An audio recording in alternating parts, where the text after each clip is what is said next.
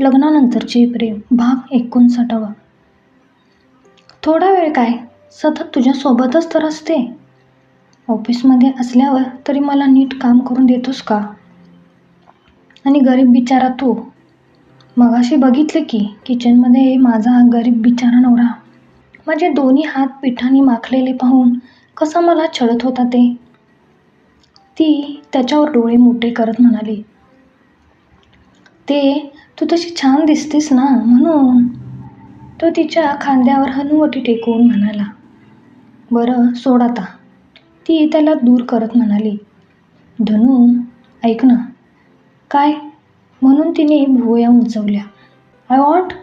तो ओठांवर बोट ठेवून डोळे मिचकावत तिच्याकडे पाहून स्माईल करत होता. गप्प बस म्हणून ती त्याला बाजूला करून साडी घेऊन आत जायला निघाली. धनू काय झालं? इथेच नेस ना साडी. नको, तुझ्यासमोर साडी नेसायची म्हटल्यावर अख्खा दिवस गेला तरी माझी साडी नेसून होणार नाही, ती आत जात म्हणाली. तितक्यात त्याचा मोबाईल वाजला. स्क्रीनवर दिनेशचं नाव पाहून त्याने गालात हसत मोबाईल कानाला लावत म्हणाला, बोल दिनेश, काय करतोयस? दिनेश पलीकडून म्हणाला, आज काय करणार? आज संडे आहे ना, आराम करतोय. मी आलोय खाली. गाडी पार्क करून आत येतोय. काय? सुमित गडबडीने उठत घड्याळाकडे पाहत म्हणाला, खाल्लास ना झटका? सुमितचं अजून काहीच आवरलं नव्हतं म्हणून तो जरा दचकला, पण तिकडे दिनेशला वेगळंच वाटलं. बरं ठेव, आलोच म्हणत दिनेशने फोन कट केला. दिनेश, आता झटके कोण खातंय ते पाहशीलच. सुमित गालात हसत मोबाईल बाजूला ठेवून त्याचं आवरायला आत निघाला. तेवढ्यात समोरून धनश्री साडी नेसून बाहेर आली. आत जाता जाता याने अचानक तिच्या निर्या पकडण्याची ॲक्टिंग करत हात पुढे करून तिला हुलकवणी दिली. तशी ती एक पाऊल मागे जात म्हणाली, नको नाटकी करू, आवर जा लवकर. तो हसत आत गेला. इकडे खाली दिनेश आला होता. वैशालीने त्याला पाणी देऊन त्याच्यासाठी चहा बनवला. संजयराव आणि दिनेश गप्पा मारत बसले होते. तेवढ्यात हे दोघे त्यांचं आवरून एकमेकांच्या हातात हात घालून जिन्यावरून खाली येत होते. दिनेशने धनश्रीला सुमितसोबत पाहिलं आणि ताडकन उठून उभा राहिला. हा होता होय पहिला झटका? सुमित गालातच हसत आपल्या मनाशीच म्हणाला. ते दोघे एकमेकांच्या हातात हात घालून खाली येत होते आणि दिनेश त्यांच्याकडे डोळे विस्फारून वाचून पाहत होता. काय झालं दिनेश? म्हणत सुमितने हात पुढे करत त्याचं वाचलेलं तोंड बंद केलं आणि म्हणाला, हा होता पहिला झटका. आता पाहूया कोण झटके खातंय. सर, ही इथे कशी? दिनेश संजयरावांकडे पाहून ततपप करत बडबड होता. तेवढ्यात वैशाली किचनमधून बाहेर आल्या. त्यांना पण दिनेशकडे पाहून हसू आलं. सर, ही मुलगी इथे कशी? दिनेश आता थोडा सावरत म्हणाला, थांब, मी सांगतो ती इथे कशी. कारण ती माझी बायको धनश्री सुमित पाटील. आणि हा होता दुसरा झटका. सुमित दिनेशला खाली बसवत म्हणाला. दिनेशला तर हे ऐकून काय बोलावं ते सुचत नव्हते. समोर टेबलवर ठेवलेला पाण्याचा ग्लास तोंडाला लावला. सेकंदात तो पाण्याचा ग्लास त्याने फस्त केला.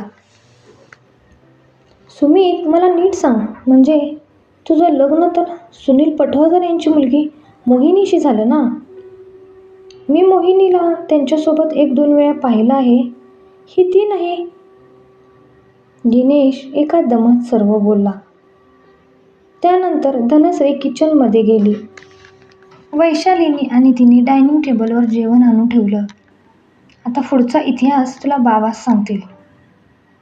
सुमित त्याच्या बाजूला बसत म्हणाला. त्यानंतर संजयरावांनी दिनेशला सर्व हकीकत सांगितली.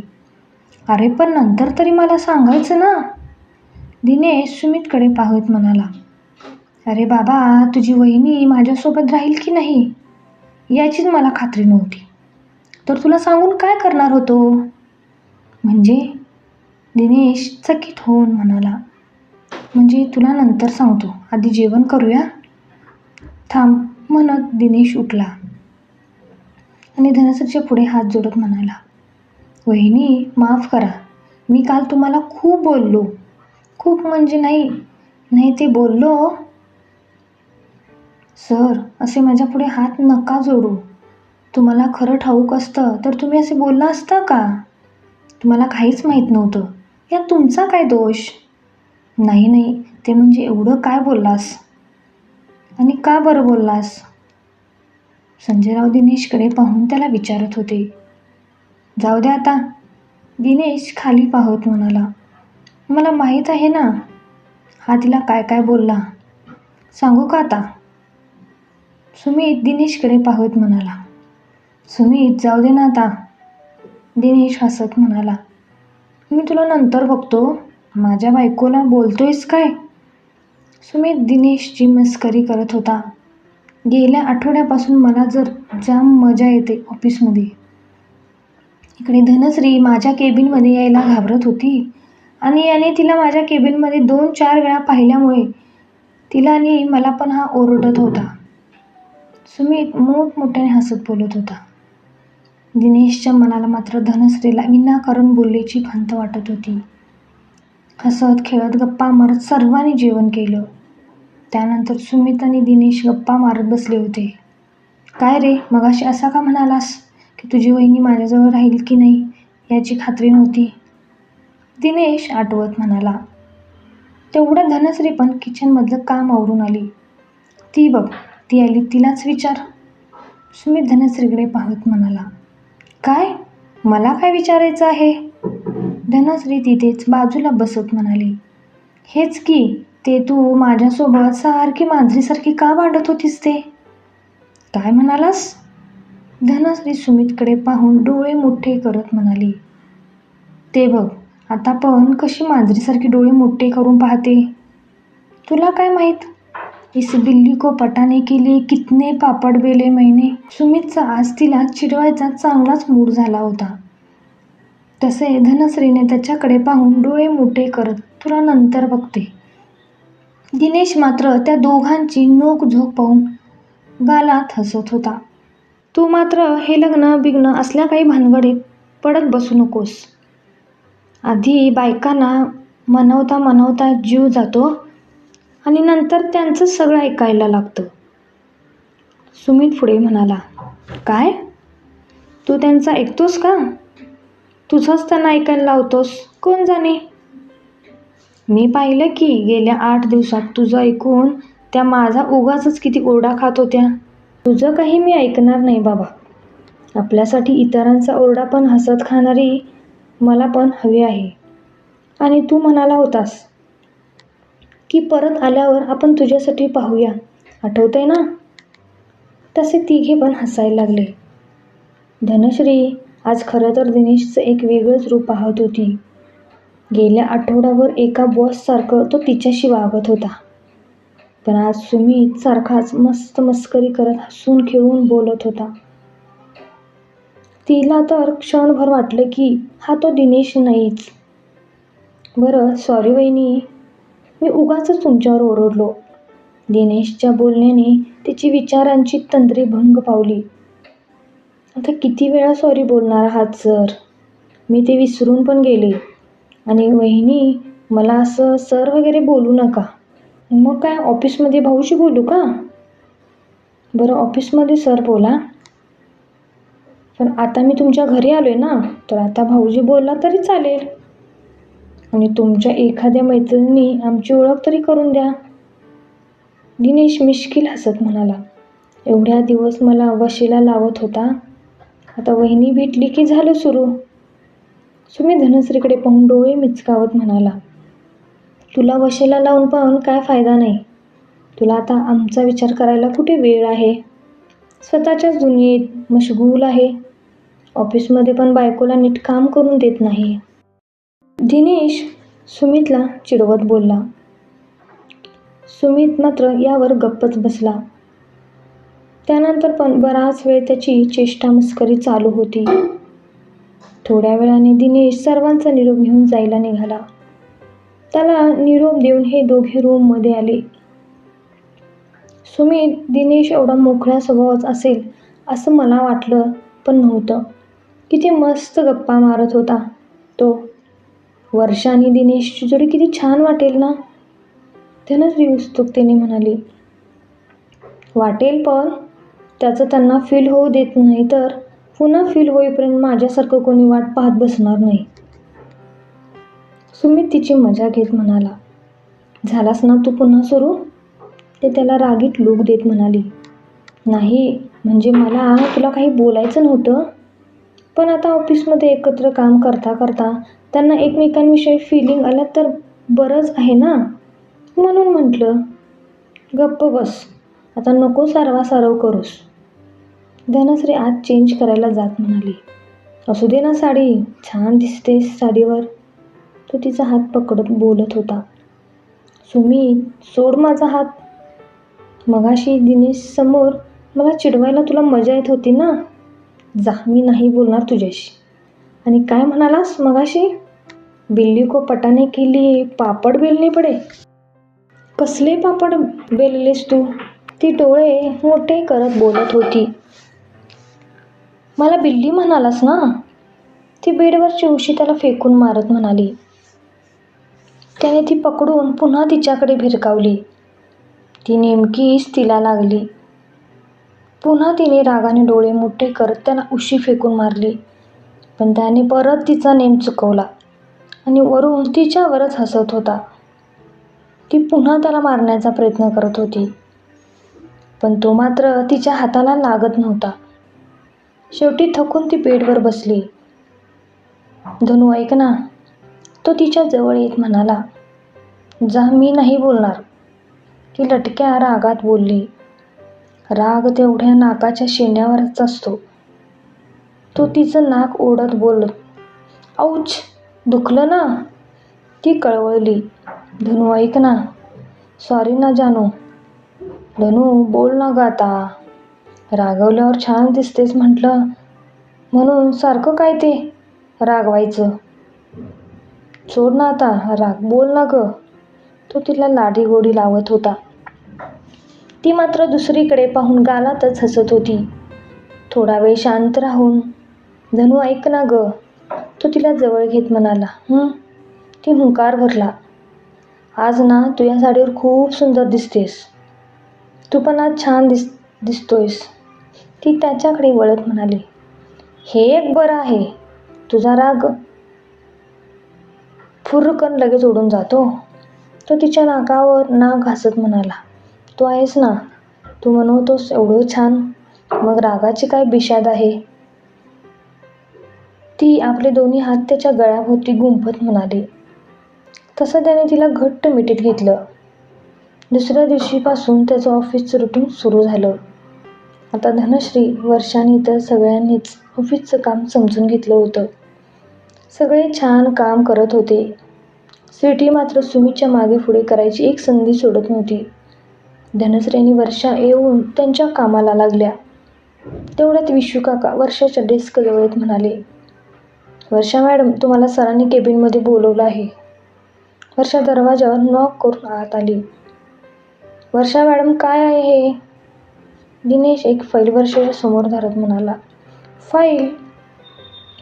वर्षा डोळे फिरवत गालात हसत म्हणाली. तेवढं मला पण कळतं. काल मी ही फाईल तुम्हाला पूर्ण करायला सांगितली होती. दिनेश चढ्या आवाजात बोलत होता. केली ना मग? वर्षा फाईलकडे पाहत म्हणाली. मी आत्ताच चेक केली. ती फाईल अपूर्ण आहे. पटकन त्यातले डाऊट क्लिअर करून आणून द्या. दिनेश तिच्या पुढे फाईल आपटत म्हणाला. खडूस. तिने तोंडातल्या तोंडात पुटपुटत फाईल उचलल्याने बाहेर निघून आली. धनश्री, या दिनेशचा ना मला गळा दाबावासा वाटतो. वर्षा धनश्रीच्या डेस्कजवळ दात ओठ खात म्हणाली. अगं, काय झालं एवढं चिडायला? धनश्री हसू दाबत म्हणाली. ही फाईल पूर्ण करून दिली, तरीही म्हणतोय अपूर्ण आहे. बरं, बघू दे, मी बघते. म्हणत धनश्रीने ती फाईल घेतली आणि त्यातले डाऊट क्लिअर केले. "हे घे वर्षा, जा आता देऊन ये," म्हणत धनश्रीने तिच्याजवळ फाईल दिली. थोड्या वेळाने वर्षा दिनेशकडे फाईल देऊन आली. "काय गं वर्षा, दिलीस का फाईल?" "हो," वर्षा तोंड वाकडं करत म्हणाली. "काय झालं गं तोंड वाकडं करायला? अगं तो दिनेश किती खडूस माणूस आहे. तुला बरं आता आधीसारखं काय बोलत नाही." "अगं त्याला खरं सांगितलं आहे ना, त्यामुळे." "काय? कधी सांगितलं त्याला?" "अगं संडेला तो घरी आला होता तेव्हा." "तुला त्या घरात पाहून शॉक झाला असेल ना गं तो?" वर्षा उत्सुकतेने धनश्रीच्या डेस्कजवळ येत म्हणाली. "हां वर्षा, दिनेश तुला वाटतो तेवढा खडूस नाही अगं. खूप छान स्वभाव आहे त्याचा. म्हणजे अगदी सुमितप्रमाणेच त्याचा पण स्वभाव आहे." धनश्री दुर्वाच्या चेहऱ्यावरचे भाव टिपत म्हणाली. "धनश्री, सुमित जिजूनं या खडूस माणसासोबत कम्पेअर करू नको. एक नंबरचा खडूस आहे हा," वर्षा रागात बोलत होती. "बरं बाई जा, तुझं काम कर जा." धनश्रीने तिच्या पुढे हार पत्करली. आज सुमितचा मित्र धीरज आणि सिद्धार्थ ऑफिसमध्ये आले होते. थोड्या वेळाने सुमितने धनश्रीला आत बोलवून तिची धीरज आणि सिद्धार्थसोबत ओळख करून दिली. "मागच्या संडेला तू यांनाच भेटायला गेला होतास का?" "हो वहिनी, तुम्हाला शॉपिंगला घेऊन जायचं सोडून तो आम्हालाच भेटायला आला होता. पुन्हा जर याने असं काही केलं तर मला सांगा." "हो म्हणजे तुम्ही फोन करून त्यांना बोलवून नाही घेतलं? तर तो असं काही करणार नाही." धनश्री सुमितकडे पाहून डोळे मिचकावत हसून म्हणाली. "बरं धनू, मी जरा बाहेर जातोय. धीरजच्या कामाचं बघून येतो." "बरं ओके," म्हणून ती बाहेर आली. "भावा, वहिनी हुशार आहे. मलाच तोंडावर पाडलं." "अरे त्या दिवशी तुझा फोन आला तेव्हा ती समोरच होती आणि तू तोंड वर करून तिला बोलतोयस म्हटल्यावर तू तर तोंडावरच पडणार ना भावा." त्यानंतर सुमित धीरजच्या कामाचं बघण्यासाठी म्हणून त्याला त्याच्या ओळखीच्या ठिकाणी घेऊन गेला. तिकडे त्याचं काम पण झालं. उद्यापासूनच त्याला कंपनीत कामाला बोलवलं होतं. "सुमित, तुझ्यामुळे हा जॉब मिळाला. मी 1 महिना झालं फिरतोय पण जमलं नाही." "हो पण आता इथे नीट काम कर आणि ते बिझनेसचं खूळ डोक्यातून काढून टाकलेस ना." सिद्धार्थ धीरजच्या पाठीवर थाप मारत, "हो बाबा, रेग्युलर कामावर ये." सुमित सिद्धार्थच्या बोलण्याला दुजोरा देत, "आणि आता पुढच्या कामाला लाग. कोर्टात रजिस्ट्रेशन करून आलास की नाही अजून?" "हो आलोय. पुढच्या महिन्यातली तारीख दिली." "आणि काव्याच्या घरचे तयार आहेत ना?" सुमित, "हो ते पण तयार आहेत." "कशाला नको म्हणतील यांची कारनामे पाहून." "धीर्या यार, तू जो हा उद्योग करून ठेवलायस ना ते पाहून तुला मित्र म्हणून घ्यायला पण लाज वाटते." सुमित त्याच्या पाठीवर फटका मारत म्हणाला. "सुमित, अरे ते सर्व चुकून झालं." धीरज खाली मान घालत म्हणाला. "बरं ते जाऊ दे आता. चला इथे कॉफी शॉप आहे, कॉफी घेऊया. तुम्ही दोघे जा, मला जरा बाहेर जायचंय." "बाहेर म्हणजे? सरळ सांग ना काव्याला भेटायला निघालायस म्हणून." "आज काय भेटायचं आहे ते भेटून घे. उद्यापासून वेळेवर कामावर ये. काय प्रॉब्लेम आला तर कॉल कर."